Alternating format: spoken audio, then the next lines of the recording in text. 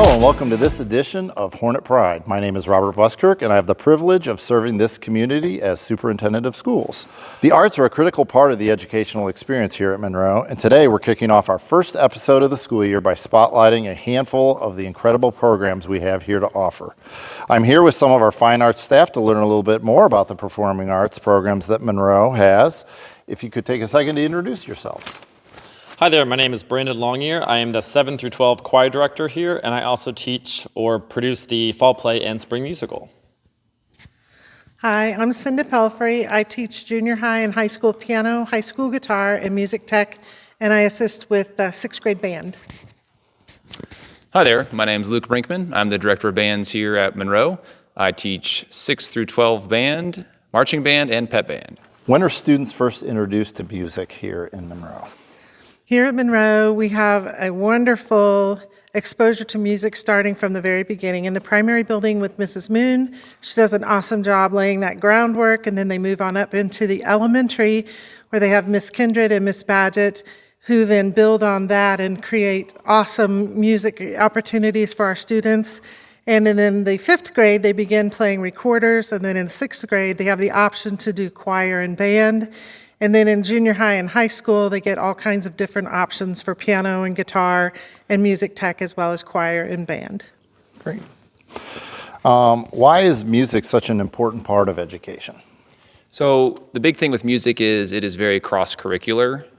We're talking a lot about all sorts of different subject areas, content areas.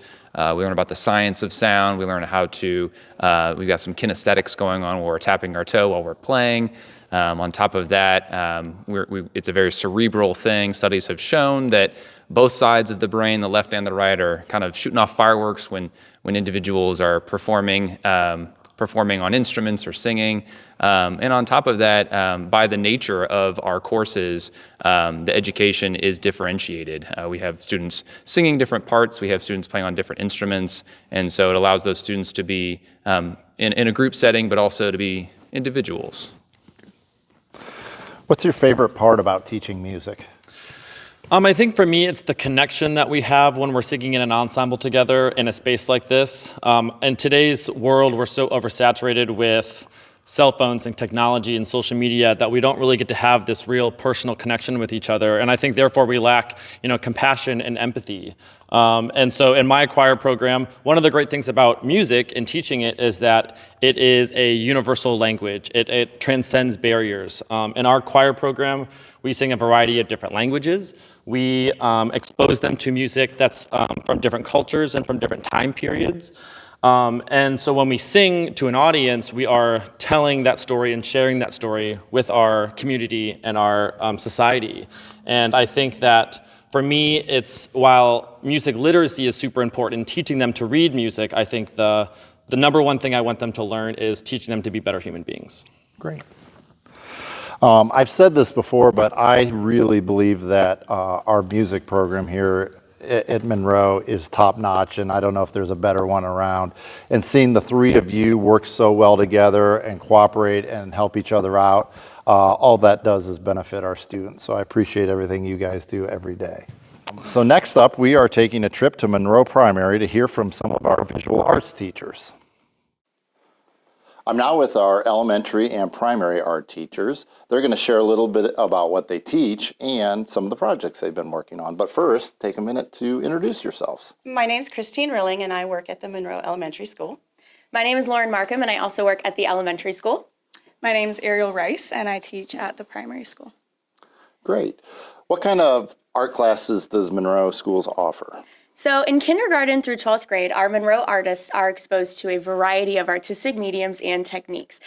Beginning at the primary with Mrs. Rilling, myself, and Mrs. Rice, we teach through exploration the fundamentals and foundations of all art making.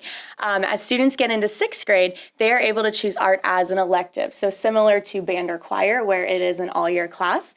When students get to 7th through 12th grade with Miss Nicious, Mrs. Gates, and Mrs. Larbus, then they are able to choose a little more focused electives such as drawing and painting, ceramics and sculpture, expressive journaling, and digital design.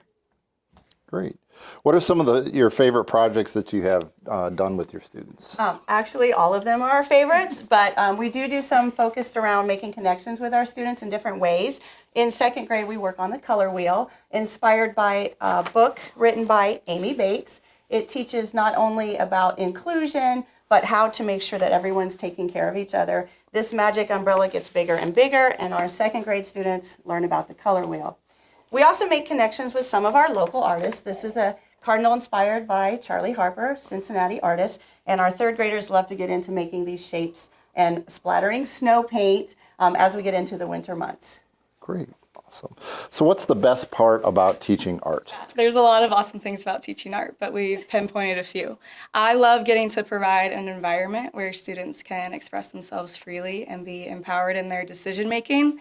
All three of us have talked about we love encouraging the use of their imagination and how no piece looks the exact same. It expresses their individuality, and it's really special to help students find and grow their creative identity. I think having that identity established at a young age is going to help them carry a creative mindset into the rest of their lives. Great. I really appreciate you guys taking some time to join me this morning. Speaking from experience, I have 2 children at the high school involved in some art electives, and they are having a fantastic experience. Well, this has just been a small peek into our visual and fine arts programs here at Monroe Schools. I appreciate you joining us, and go Hornets!